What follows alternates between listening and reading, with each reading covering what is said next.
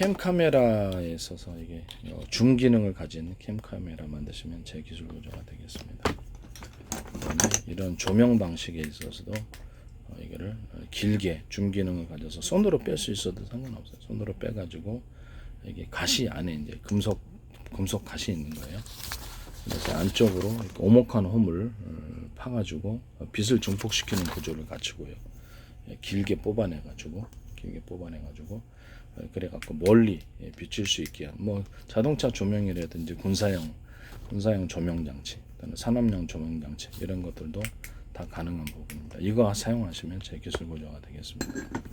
그다음에 이런 조명에 있어서 이런 조명 할 때도 그렇고 위에다가 각 비슷하게 평판으로 하셔도 돼요. 평평한 판으로 해서 오목한 홈을 파서 빛을 증폭시키거나 이렇게 해서 이런 거 돌 때도 위에 평판으로 해서 갓을 만들어 가지고 빛을 금속판에 빛이 반사되어서 증폭하는 구조를 가질 때 오목한 홈을 파주면 빛을 증폭할 수 있습니다. 이 구조는 UV 장치라든지 아니면 어떤 레이저 시각 장비라든지 레이저 쓰는 곳에 빛을 증폭하는 구조로 쓰일 수 있습니다. TV 안에서도 빛을 증폭하는 기술 구조로 쓰일 수 있습니다. 이렇게 하시면 제 기술 구조가 되겠다라는 것. 뭐 스마트폰 안에도 마찬가지입니다. 스마트폰 안에서도 이것을 작게 둬서 빛을 증폭시킬 수 있습니다.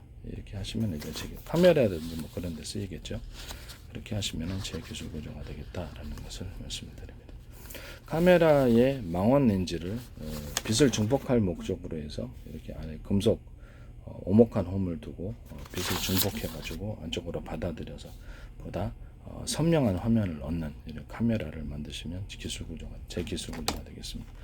이렇게 줌 기능을 이렇게 내대 그 안에 그렇죠. 빛이 이제 이렇게 빛이 들어와 가지고 거기 그 상을 맺혀주는 거잖아요. 그러면 안에다가 이 오목한 홈을 금속판을 만들어 줌 기능 안에 그래서 빛을 증폭해서 화면을 선명하게 얻을 수 있는 그런 것입니다. 그런 카메라 기술 사용하시면 제 기술 구조가 되겠습니다.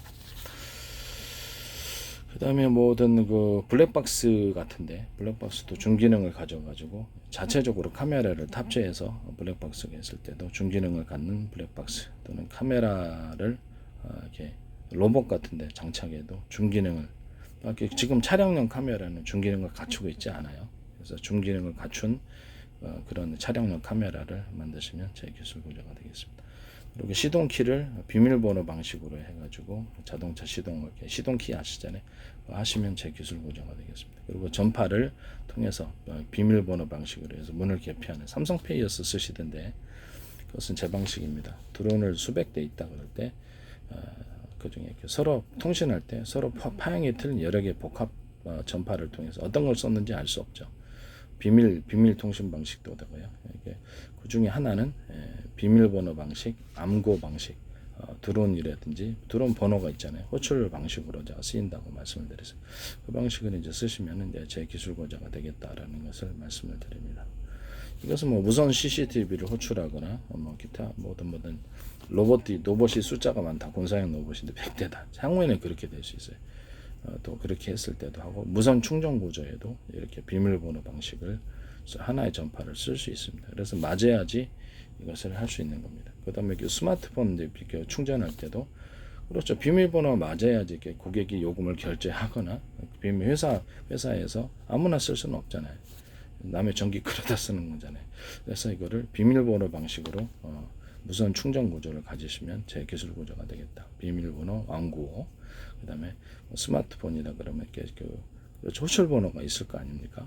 그렇게 해서 아니면 그 스마트폰 번호하고 상관없이 호출 번호가 따로 고객 번호가 있겠죠. 그래야지 요금을 결제해야지 충전을 할 수 있는 이런 구조가 되겠습니다. 그렇게 하시면 제 기술 구조가 되겠습니다. 무선 충전 모든 방식에 있어서 자율적인 차량이 뭐 숫자가 많다 그러면 차량 호출 번호가 있어야 될 거 아니에요. 드론도 충전할 때도 이렇게 100대다 그런데 이전판에 서로 내 거야 그렇게 해서 충전할 수는 없잖아요. 그죠? 그래서 호출 번호를 따라서 이렇게 하고 적이 충전하는 것처럼 하면서 과전압을 보내가지고 태울 수도 있잖아요. 그래서 이쪽 비밀번호가 맞고 암고가 맞고 뭐 어떻게 이렇게 드론 호출 번호가 맞아야지 그것이 충전할 수 있는 그런 구조를 무선 전파로 충전하는 구조에 있어서 하나의 전파는 거기에 서로 비밀번호 방식, 안고 방식, 무선 어떤 호출, 그 드론이다, 뭐 CCTV다, 아니면 뭐 차량이다, 뭐 이렇게 자율주행 차량이다, 로봇이다 그러면 호출 번호가 있는 거예요. 그렇게 하시면 이제 제 기술 구조가 되겠습니다. 삼성페이에서 비밀번호 방식으로 해서 문을 개폐를 하시던데 자동차 이렇게 현관문 개폐로더라. 그거 제 기술입니다. 네, 전파로 그렇게 하시더라고요. 휴대폰을 통해서. 제 방식이라는 것을 말씀을 드립니다. 또 삼성페이에서 어떤 그 현관문하고 원래 그 삼성 그 휴대폰은 그 전파가 정해져 있어요. 휴대폰은 전파가 정해져 있어가지고 이동통신에서 이렇게 그 전파를 통해서 이렇게 자기네들이 서비스해주고 일정 주파수란 정보로부터 허가도 같은 주파수를 통해서 하는 건데 삼성페이에서는 현관문도 이렇게 현관문 어떤 현관문 번호키 있잖아요. 번호키 방식, 현관문 그것까지도 서로 호출할 수. 이거 제 방식이 워키토키 방식이거든요. 제가 워키토키 방식 그거를 이제 쓰셨더라고요. 그래서 저 되게 놀랐어요. 그래서 제 방식이었으면 스마트폰을 제가 말씀을 드렸거든요. 이건 퀄컴과도 틀린 기술 구조고, AM, FM 라디오 있잖아요. 그럼 주파수를 채널로 하시잖아요. 라디오 할 때. 그것처럼 주파수 채널을 10개 정도 만들어도 되고 20개 만들어도 되고 이론적으로 주파수 발생기, 송수신기가 여러 개가 있고요.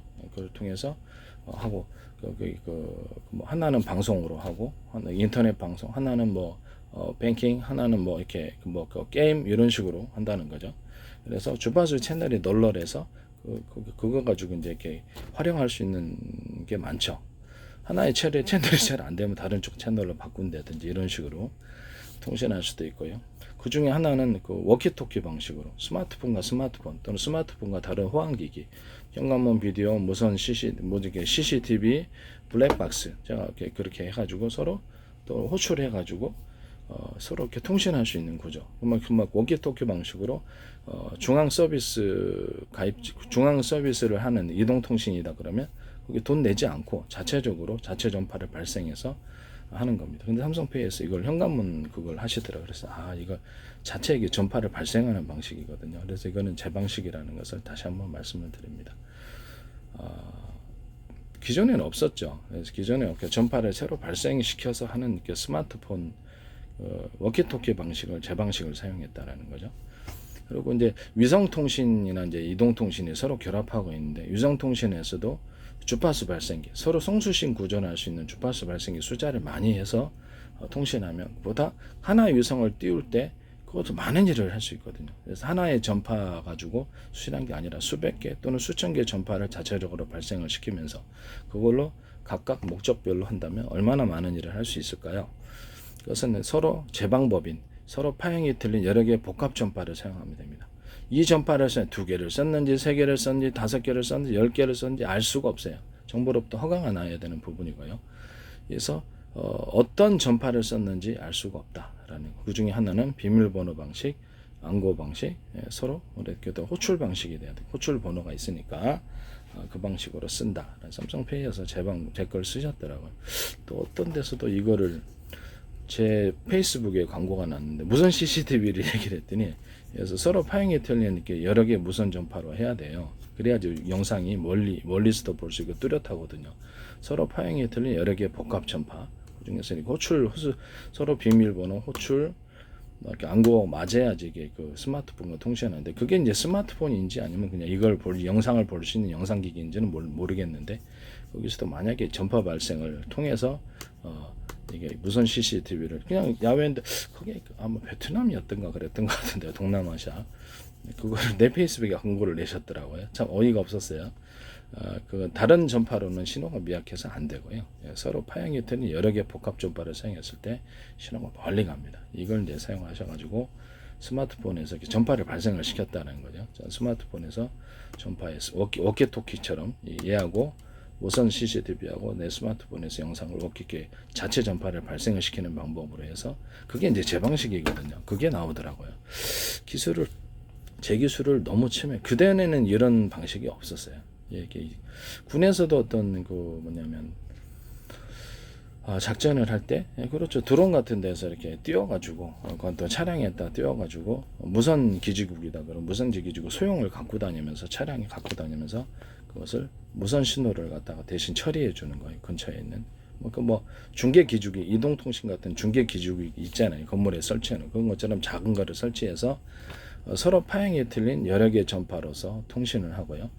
주파수 발생기를 많이 탑재를 하고 수십 개에서 수백 개 탑재를 하고 그것이 전파를 수신 구조를 송신 수신 구조를 갖고요.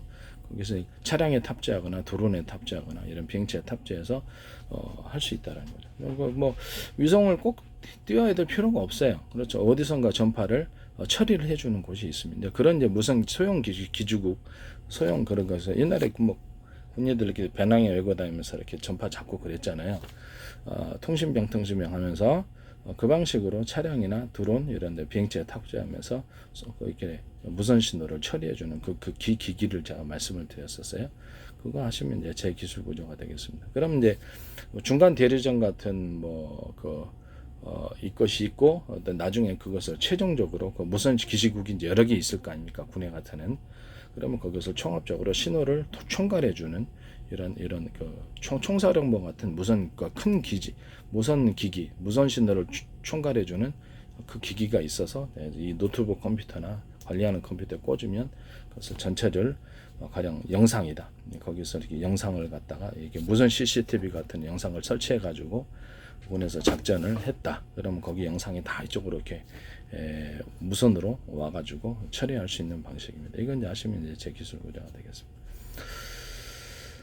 그 다음에 군사형, 그 다음에 군사형이 아니라 제가 그 카메라 방식을 광학렌즈 방식으로 보통 일반적으로 하시잖아요. 스마트폰 같은 데서도 하고 광학렌즈 방식으로 하는데 그거를 디지털과 결합을 해서 하되 비용 문제가 있으니까 비용 문제가 있어서 디지털 신호를 처리할 때 어떤 좌표 방식으로 전 세계로 수천조 번에 수백조 번을 이렇게 가로 세로로 쪼개고 그것을 좌표와 숫자로 표시하고 하늘과 땅 밑으로도 이것을 좌표와 숫자로 표시합니다. 가로 세로 쪼개서 1cm나 0.5cm 단위로도 가능하고 0.1cm도 가능합니다. 하늘에다 줄고 놓는 거 아니니까 프로그램 계산이니까 바다도 가능하고 우주도 가능합니다. 그래서 인공위성 움직이는 이동 방향과 속도를 알아서 요격할 수도 있고 그래요. 이것이 무선 자율주행 차량과 그다음 로봇, 그다음에 배 항해할 때 이렇게 어떤 좌표 방식의 내비게이션, 좌표 방식의 어떤 맵 지도가 나올 거고요. 그다음 상하수도 같은 데서도 이렇게 안에를 좌표 방식으로 가로세로 높이를 쪼개서 좌표와 숫자로 표시할 수 있습니다. 숫자는 무한대고요. 무한히 창출할 수 있기 때문에 그래서 안에 파손된 데를 그때 YTN에서 이거를 쓰시더라고요. 저한테 참 어이가 없었어요. 이 방식은 제 방식이라는 것을 말씀을 드립니다. 이것도 이제 무선 CCTV도 좌표 방식으로 이렇게 모든 사물을 관찰하고 사람의 키, 높이, 그다음에 넓이, 그러니까 몸무게를 체형을 보면서 몸무게까지도 측정할 수 있습니다. 그 방식은 특징도 정확히 분별할 수 있고요. 이 좌표 방식을 사용하시면 제 기술 구조입니다. 모든 카메라 이런 것들은 그다음에 스마트폰 카메라도 그렇고 모든 캠 카메라, 모든 형태의 카메라 구조에 있어서 좌표 방식으로 찍는 방식은 망원 카메라, 군 감시 영상 장비, 위성 카메라 이런 광학렌즈 이것도 전부 다 좌표 방식으로 하면 보다 정확해지겠죠. 군에서의 어떤 정찰기에서 밑으로 찍어주는 광학렌즈 방식의 카메라도 그렇습니다. 광학렌즈 방식으로 하면서 이런 스마트폰이나 어떤 이런 캠 카메라, 일반 카메라는 성능이 그렇게 뛰어나지 않을 수 있잖아요. 그래서 이렇게 찍었는데 어떤 특정 부분에 수상한 물체가 있다 그러면 확대하고 싶은데 그렇죠. 그 배율이 낮아가지고 비싼 장비는 되죠. 비싼 장비는 이제 되는데 일반적으로는 평범한 성능을 갖고 있을 것이기 때문에 그 부분을 A란 사람은 저거는 뭐야? 저거는 또 이게 B란 사람은 저건 뭐다? 이렇게 서로 헷갈릴 때 컴퓨터에서 프로그램상으로 데이터 축적을 통해서 그 사물을 정확히 구분해주고 이거는 가장 유사한 것과 비교해서 그 사물을 분별할 수 있는 거예요. 그런 방식으로 해가지고 좌표 방식으로 그쪽 부분을 확대해서 디지털 영상을 보여주는 방식이거나 저는 그것을 유추해서 가르쳐주는 방식 이런 방식을 같이 동원하시면 제 기술 구조가 되겠습니다. 그러니까 이게 광학렌즈 방식과 컴퓨터의 유추 방식 컴퓨터 유추해서 디지털 형상화 시켜줄 수도 있고 그냥 그것을 가르쳐 줄 수도 있고 이런 기술을 사용하시면 제 기술 구조입니다. 이게 보급 정도 될 것 같은데 가격이 싸게 해서 만들 수 있겠죠. 나중에는 이제 그쪽 부분에 디지털 전파를 싸가지고 세밀한 전파를 싸서 그쪽 부분을 집중해서 이렇게 해서 디지털 형상화하는 이런 기술로도 가게 될 것이다 라는 것입니다. 이렇게 하시면 이제 제 기술 구조가 되겠다. 그 다음에 A사 레이더 같은데 레이더 소자를 대중소 이렇게 서로 이게 예를 들면 사이즈를 각각 틀리게 만드는 기술 들어가면 제 기술입니다. 하나에서도 아마 이 기술 들어가 있을 것 같은데 영상 레이더를 제가 말씀을 드렸거든요. 디지털 형상화 기술로 해서 앞으로 전투기는 이렇게 레이더 소재를 대중소로 해서 사이즈를 작은 것들을 자잘한 게 많이 나서 그것을 디지털 영상을 획득할 목적으로 해서 작은 전파를 미세한 전파를 쏴서 영상을 촬영해야 된다. 그렇게 해서 레이더 소자의 크기를 대중소 틀리게 만들어가거든요. 그래서 목적별로 해서 팀별로 짜가지고 레이더 소자 전파를 쏘고 그런 강한 출력도 얻을 수 있잖아요. 가령 이렇게 레이저 공격기다 그러면 5만 볼트짜리 레이저 공격기 큰 100만 볼트짜리 만들려면 등치도 커야 되고 비싸고 몇 대 제작을 못해. 그럼 5만 볼트짜리 작은 소형 공격기 같은 거 만드시면 5만 볼트를 전 세계를 수백 조분의 수천 조분의 가로세로로 쪼개서 좌표 숫자로 표시하고 정확히 그 점을 링크를 통해서 공유하면서 같이 공격하면 5만 볼트짜리가 10개면 50만 볼트고 100개면 500만 볼트잖아요. 그렇게 해서 하는 거예요. 그래서 레이더 소자도 자잘한 방식으로 해가지고 이렇게 영상도 찍고 그것을 이렇게 여러 개를 수십 개를 합해가지고 하나의 표적을 탐지를 하든지 공격도 할 수 있어요. 팀별로 짜서 이렇게 해서 레이더 소자 방식을 이렇게 대중소 지금은 다 똑같잖아요. 크기가 틀리게 만들어주는 이런 기술을 들어가셨을 거라고 저는 생각하고 있습니다. 그래야 되거든요. 그래야지 디지털 영상 장비가 나오게 되는 거거든요. 이렇게 그랬을 것 같아요. 제가 보기에는. 만약 그걸 쓰셨으면 제 기술이라는 것을 말씀을 드립니다. TV 화소수도 대중소 틀리게 만들어 놓으면 보다 선명한 영상을 구현할 수 있습니다. TV 화소, LG나 삼성, 그다음에 전 세계 가전회사에서 중국도 그렇고요. 소니, 그다음에 이렇게 어떤 화소수를 틀리게 들어가서 이렇게 화면을 선명하게 얻는 이 기술을 사용하셨으면 제 기술 구조라는 것을 말씀을 드립니다. 남의 기술을 도둑질해서 성업화시키지 맙시다. 네.